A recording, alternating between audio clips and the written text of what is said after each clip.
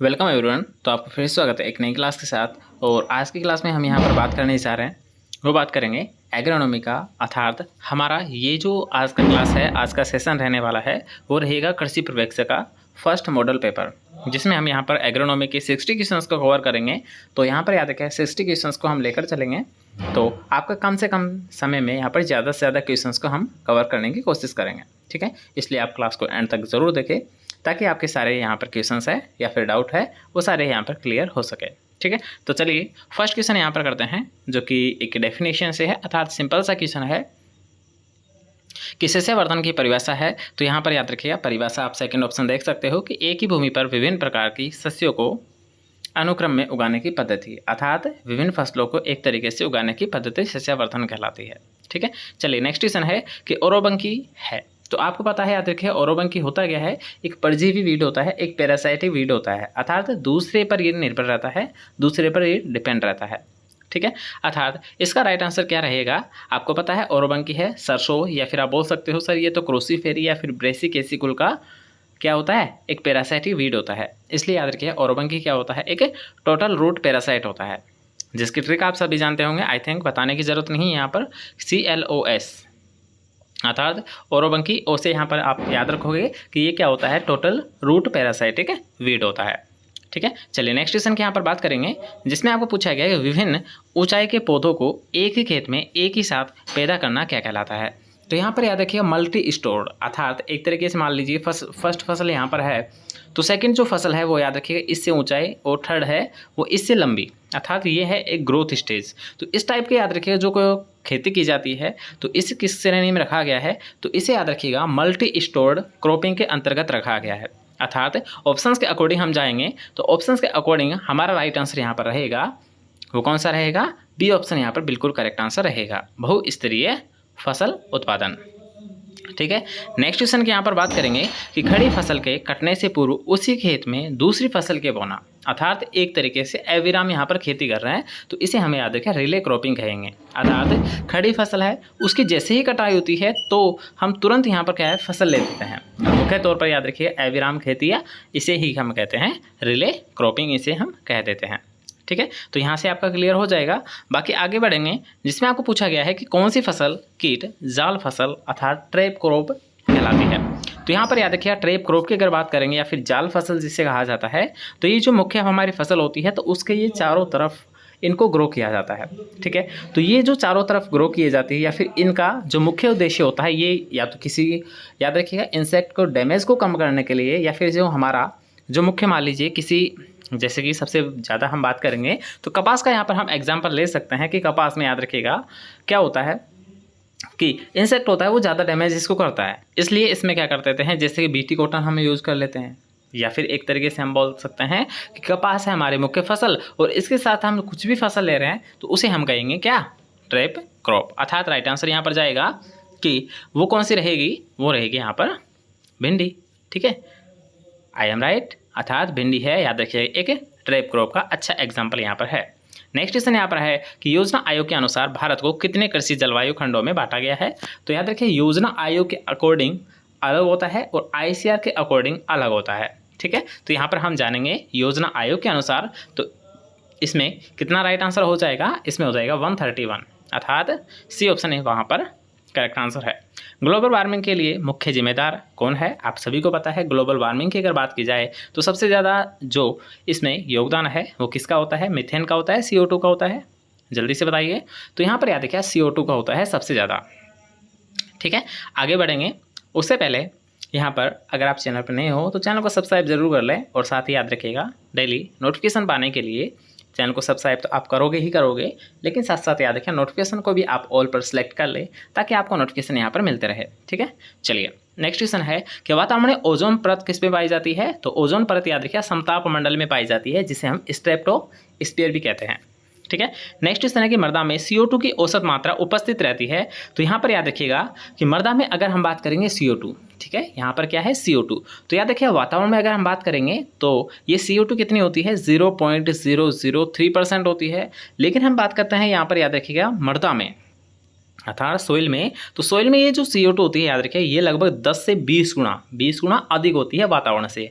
अब आप कहोगे कि सर कितनी होती है ये बता दीजिए, तो यहाँ पर आप याद रखोगे 0.03% होती है। जबकि अगर बात करते हैं एनवायरनमेंट या फिर वातावरण में, तो कितनी होती है 0.003%। ठीक है, अर्थात लगभग 10 से 20 गुना यहाँ पर पाई जाती है। ठीक है, आप ये याद रखोगे। इसके अलावा चलिए नेक्स्ट क्वेश्चन यहाँ पर बात करेंगे, श्वेत क्रांति के जनक कौन है? आप सभी को विदित है, इसमें हम ज़्यादा टाइम नहीं लेंगे, तो नेक्स्ट क्वेश्चन पर आएंगे। इससे पहले याद रखिएगा, इसे हम कवर करेंगे। श्वेत क्रांति के जनक वर्गीज कुरियन है। नेक्स्ट क्वेश्चन यहाँ पर बात करेंगे, मानसून किस भाषा का शब्द है? तो आपको पता है, याद रखिएगा कि जो मानसून शब्द है ये मोसीन वर्ड से लिया गया है, और ये कौन सा शब्द होता है? ये अरेबिक शब्द होता है, अरबी का शब्द होता है। मोसीन होता है ये अरेबिक या फिर अरबी भाषा का शब्द होता है। All clear? चलिए नेक्स्ट क्वेश्चन यहाँ पर बात करेंगे, जिसमें आपको पूछा गया राजस्थान में किस मानसून शाखा से सर्वाधिक वर्षा होती है? तो आप सभी को पता है, याद रखिएगा, जो सबसे ज़्यादा जो वर्षा होती है वो किससे होती है? भूमध्य सागरीय शाखाओं से होती है, लगभग 80% यहाँ पर होती है। ठीक है, भूमध्य सागर या फिर अरब सागरीय। आप बताएंगे एक बार दोबारा से कि किस में होती है? हाँ, तो यहाँ पर याद रखिएगा, करेक्शन आप कर ले तो अरब सागरीय होगा। ठीक है, फर्स्ट ऑप्शन यहाँ पर बिल्कुल करेक्ट आंसर जाएगा। नेक्स्ट क्वेश्चन यहाँ पर बात करेंगे, वायुमंडल की क्षणिक अर्थात अल्पकालीन अवस्था को क्या कहते हैं? तो याद रखिएगा, इसे हम क्या कहते हैं? मौसम कहते हैं। अल्पकालीन या क्षणिक अवस्था को हम मौसम कहते हैं। एक और ऑप्शन आप लिख सकते हो कि इसे हम मौसम कहते हैं। सूक्ष्म खेती अर्थात ड्राई फार्मिंग की खेती कहाँ पर की जाती है? जहाँ पर याद रखिएगा 750 मिलीमीटर से भी कम वर्षा वाले जो क्षेत्र है वहाँ पर याद रखिएगा शुष्क फार्मिंग या फिर ड्राई फार्मिंग की जाती है। नेक्स्ट क्वेश्चन है कि ICAR के अकॉर्डिंग कृषि जलवायु खंड है ये भारत में कितने होते हैं? तो अभी हमने जाना योजना आयोग के अकॉर्डिंग 131 है, लेकिन हम बात करेंगे यहाँ पर याद रखिएगा ICAR के अनुसार तो कितना होगा? 131। ठीक है, चलिए इसका भी यहाँ पर राइट आंसर कौन सा हो जाएगा? सेकंड ऑप्शन बिल्कुल हो जाएगा। उत्तरी भारत में सर्दियों में जो बरसात होती है उसे हम क्या कहते हैं? याद रखिएगा मावठ कहा जाता है। किसके द्वारा होती है और कब होती है? ठीक है, तो याद रखिएगा, अगर हम बात करते हैं मावठ, जिसे हम गोल्डन ड्रॉप्स भी कह देते हैं, या फिर हम जिसे बोल देते हैं कि रबी फसलों में जो मौसम होता है या फिर जो सर्दियों की बारिश होती है उसे ही हम गोल्डन ड्रॉप्स या फिर मावठ के नाम से जानते हैं। ठीक है, तो ये किसका कारण होती है? इसका जो मेन रीज़न होता है वो होता है पश्चिमी विक्षोभ के कारण। ठीक है, डायरेक्ट आपको एग्जाम में पूछ लिया जाता है कि जो मावठ होती है ये किसके द्वारा होती है, तो आपको ध्यान रखना है पश्चिमी विक्षोभों के कारण होती है। एग्रोनॉमी शब्द किस भाषा से लिया गया है? तो एग्रोनॉमी नोमी जिनके वर्ड के पीछे जुड़ा होता है, जैसे एग्रोनॉमी आप ले सकते हो, पोमोलॉजी, हाँ इसको विशेष तौर पर ध्यान रखिएगा, इसे हम नहीं लेंगे, जैसे जूलॉजी है, बायोलॉजी है। तो ऐसे जो वर्ड होते हैं ये सारे ही कौन से हैं? याद रखिएगा ग्रीक भाषा के शब्द है, अर्थात यहाँ पर बी ऑप्शन यहाँ पर करेक्ट आंसर हो जाएगा। एग्रोनॉमी है ये ग्रीक भाषा के शब्द से है। बाकी नेक्स्ट क्वेश्चन यहाँ पर बात है कि अम्लीय वर्षा अर्थात एसिड रेन के लिए उत्तरदायी गैसें कौन सी होती है? तो nitrous oxide plus sulphur dioxide SO2 plus NO2, अर्थात यहाँ पर 2 आप लगा लीजिए। सेकंड ऑप्शन यहाँ पर बिल्कुल करेक्ट आंसर है, नाइट्रस ऑक्साइड और सल्फर डाइऑक्साइड। ठीक है, चलिए नेक्स्ट क्वेश्चन है कि भारतीय कृषि अनुसंधान संस्थान की स्थापना कब हुई थी? अर्थात आप बोल सकते हो सर कि IARI की स्थापना सबसे पहले अगर बात करते हैं तो दरभंगा बिहार में 1905 में की गई थी। अर्थात इसका जो राइट आंसर जाएगा ये जाएगा हमारा फोर्थ ऑप्शन, अर्थात डी ऑप्शन बिल्कुल करेक्ट आंसर यहाँ पर हो जाएगा। ठीक है, चलिए नेक्स्ट क्वेश्चन की यहाँ पर बात करेंगे, जिसमें आपको पूछा गया है राजस्थान की औसत वर्षा कितनी होती है? तो राजस्थान की औसत वर्षा मिलीमीटर में अगर आपको पूछी जाए तो 575 मिलीमीटर होती है, लेकिन यही हम बात करते हैं सेंटीमीटर में तो ये कितनी होती है? 57.5 सेंटीमीटर होती है। ठीक है, चलिए नेक्स्ट क्वेश्चन की यहाँ पर बात करेंगे, जिसमें पूछा गया है ठंडा बादल निर्माण हेतु कौन सा तत्व आवश्यक होता है? तो यहाँ पर याद रखिएगा, अगर आपको पूछा जाए कोल्ड बादल या फिर ठंडा बादल तो सिल्वर आयोडीन आएगा, लेकिन अगर आपको यहाँ पर गर्म बादल पूछा जाए तो यहाँ पर NaCl आएगा। ठीक है, दोनों को आप याद रख सकते हो। इसका राइट आंसर कौन सा जाएगा? बी ऑप्शन बिल्कुल इसका करेक्ट आंसर जाएगा। नेक्स्ट क्वेश्चन है कि मध्यम अवधि मौसम पूर्वानुमान कितने दिनों के लिए किया जाता है? तो यहाँ पर याद रखिएगा मध्यम है ये 3 से 10 दिनों के लिए किया जाता है, इसलिए इसका राइट आंसर बी ऑप्शन जाएगा। वर्षा का दिन किसको कहेंगे? यदि याद रखिएगा जो प्रतिदिन की अगर बात करते हैं प्रतिदिन बारिश, तो कितनी बारिश होनी चाहिए तब हम कहेंगे वर्षा दिन? तो यहाँ पर याद रखिएगा हम बात करेंगे 25 नंबर के क्वेश्चन। तो यहाँ पर अगर प्रतिदिन अगर 2.5 mm से अधिक वर्षा हो रही है तो उस दिन को हम क्या कहेंगे? उसे हम रेनी डे कहेंगे, वर्षा दिन कहेंगे। ठीक है, अर्थात फर्स्ट ऑप्शन इसका बिल्कुल करेक्ट आंसर है। नेक्स्ट क्वेश्चन है कि तमिलनाडु में सर्वाधिक वर्षा करने वाला मानसून कौन सा होता है। तो तमिलनाडु में याद रखिएगा सबसे पहले जो बारिश आती है वो तमिलनाडु से ही स्टार्ट होती है। तो 26 नंबर का अगर हम बात करेंगे तो यहाँ पर सबसे ज़्यादा जो बारिश होती है वो उत्तरी पूर्वी मानसून से होती है। वैसे 80% की अगर बात करेंगे तो लगभग दक्षिणी पश्चिमी मानसून से होती है। लेकिन अगर हम बात करेंगे तमिलनाडु तो यहाँ पर याद रखिएगा राइट आंसर कौन सा जाएगा, बी ऑप्शन यहाँ पर जाएगा, अर्थात उत्तरी पूर्वी मानसून है। इससे सबसे ज़्यादा बरसात होती है किसमें, तमिलनाडु में। ठीक है, चलिए नेक्स्ट क्वेश्चन है कि सौर स्थिरांक अर्थात जिसे हम सोलर कांस्टेंट कहते हैं तो इसकी वैल्यू कितनी होती है। तो इसकी वैल्यू याद रखिएगा यहाँ पर होती है 1.94 कैलोरी प्रति सेंटीमीटर प्रति मिनट। ठीक है, तो इसको भी आप विशेष तौर पर ध्यान रखें, काफ़ी अच्छा क्वेश्चन है। सी ऑप्शन यहाँ पर बिल्कुल करेक्ट आंसर है। कुल आपतित सूर्य किरणों को ज्ञात करने का यंत्र कौन सा है। तो यहाँ पर याद रखिएगा 28 नंबर की अगर बात करेंगे तो पायरोनोमीटर। ठीक है, चलिए फर्स्ट ऑप्शन इसका बिल्कुल करेक्ट आंसर है। नेक्स्ट क्वेश्चन यहाँ पर बात करेंगे पार होती है फोटोसिंथेटिक एक्टिव रेडिएशन। तो यहाँ पर याद रखिएगा इसको हम कहेंगे, इसका राइट आंसर कौन सा जाएगा, यहाँ पर 400 से 700 नैनोमीटर। इसकी क्या होती है, याद रखिए वैल्यू होती है वो 400 से 700 nm होती है। इंडिया मेट्रोलॉजिकल डिपार्टमेंट की स्थापना कब हुई थी। तो आप सभी को पता है, यहाँ पर याद रखें इंडियन मेट्रोलॉजिकल डिपार्टमेंट की अगर बात करेंगे स्थापना तो यहाँ पर 1875 पुणे में हुई थी। लेकिन सर्वाधिक पूछा जाए, सबसे पहले अगर पूछा जाए तो कोलकाता में इसकी स्थापना की गई थी।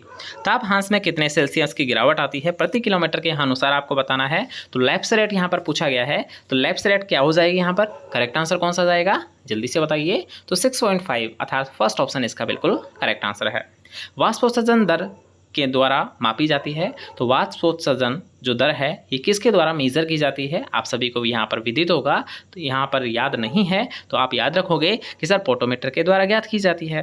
ठीक है, बाकी हम सारे ऑप्शंस को यहाँ पर कवर नहीं करेंगे, केवल हम यहाँ पर मॉडल पेपर सोल्व करेंगे। मैक्रो वाटर सेट कितने हेक्टेयर क्षेत्रफल का होता है।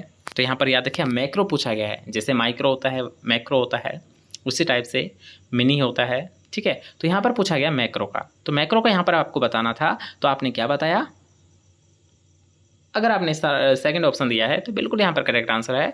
तो नेक्स्ट क्वेश्चन है परावर्तित करने वाला वाष्पन प्रतिरोधी पदार्थ अर्थात एंटी ट्रांसपेरेंट यहाँ पर पूरा पदार्थ पूछा गया है। तो परावर्तित करने वाला कौन सा होता है, जल्दी से बताएंगे। तो फर्स्ट ऑप्शन यहाँ पर बिल्कुल करेक्ट आंसर है, ओलिन या फिर ओलिव। मोवी लीफ किस प्रकार का होता है। तो यहाँ पर मोवी लीफ क्या करता है, याद रखिएगा एक तरीके से परत बना देता है। जो मोवी लीफ होता है ये क्या कर देता है, फिल्म बना देता है अर्थात परत बना देता है। मोवी लीफ परत बना देता है। ठीक है, नेक्स्ट क्वेश्चन है कि पीएमए किस प्रकार का वाष्पन प्रतिरोधी है। तो आप सभी को पता है कि जो फिनाइल मर्क्यूरिक एसीटेट होता है तो याद रखिएगा ये क्या करता है, ये रंध्र को बंद कर देता है, अर्थात फोर्थ ऑप्शन इसका बिल्कुल करेक्ट आंसर है। ठीक है, चलिए नेक्स्ट क्वेश्चन है कि वृद्धि अवरोधक पदार्थ कौन सा होता है। तो वृद्धि अवरोधक पदार्थ की अगर बात करेंगे तो ऑप्शंस के अकॉर्डिंग बिल्कुल यहाँ पर सेकंड ऑप्शन आपको दिखाई दे रहा है, वो यहाँ पर करेक्ट आंसर है। नेक्स्ट क्वेश्चन है जल उपयोग दक्षता की इकाई क्या है। तो यहाँ पर याद रखिएगा 38 की अगर बात करेंगे तो सी अर्थात सेकंड ऑप्शन है, थर्ड ऑप्शन है, ये बिल्कुल करेक्ट आंसर है। जल उपयोग दक्षता की जो वैल्यू होती है, इकाई होती है, यूनिट होती है, ये दोनों ही होती है। धान की जल मांग कितनी होती है, आप सभी को यहाँ पर पता होगा, तो ज़्यादा टाइम नहीं लेंगे। 1250 मिलीमीटर। 1 हेक्टेयर सेंटीमीटर पानी कितना होता है। तो 1 हेक्टेयर सेंटीमीटर की अगर बात करेंगे तो यहाँ पर एक अच्छा क्वेश्चन है। तो यहाँ पर याद रखिए 1 लाख लीटर होता है। 10,000 के बराबर 1 हेक्टेयर याद रखिएगा कितने पानी के बराबर होता है, 1 लाख लीटर के बराबर होता है। कपास की जलमांग कितनी होती है, 65 से 75 अर्थात इसका राइट आंसर क्या जाएगा। तो यहाँ पर याद रखिएगा डी ऑप्शन अर्थात 700 से 1300 मिलीमीटर कपास की जलमांग होती है। 1 क्यूबिक मीटर में जल की मात्रा कितनी होती है। तो यहाँ पर 42 अगर हम बात करेंगे तो यहाँ पर 1000 लीटर के बराबर होती है। सॉरी थोड़ा सा यहाँ पर डिस्टर्ब हो रहा है, डॉग आउटसाइड है तो उनका कुछ नहीं कर सकते, ये नेचुरल है। ठीक है, तो थोड़ा सा आप में मैनेज करके चलें, जिससे कि मेरे को भी प्रॉब्लम हो रही है तो थोड़ा सा आपको हो सकती है, बाकी इसके लिए सॉरी।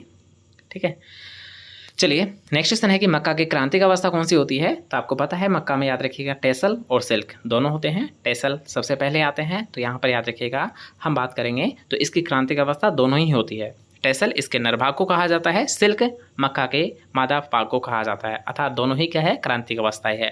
क्षेत्र जल उपयोग दक्षता होती है। तो यहाँ पर याद रखिए 44 की अगर बात करेंगे तो फर्स्ट ऑप्शन यहाँ पर बिल्कुल करेक्ट आंसर जाएगा। लघु सीमांत अर्थात लघु सिंचाई परियोजना होती है, कितने हेक्टेयर से संबंधित होती है। तो यहाँ पर हम बात करेंगे लघु सिंचाई की तो लगभग 2000 हेक्टेयर। ठीक है, सॉरी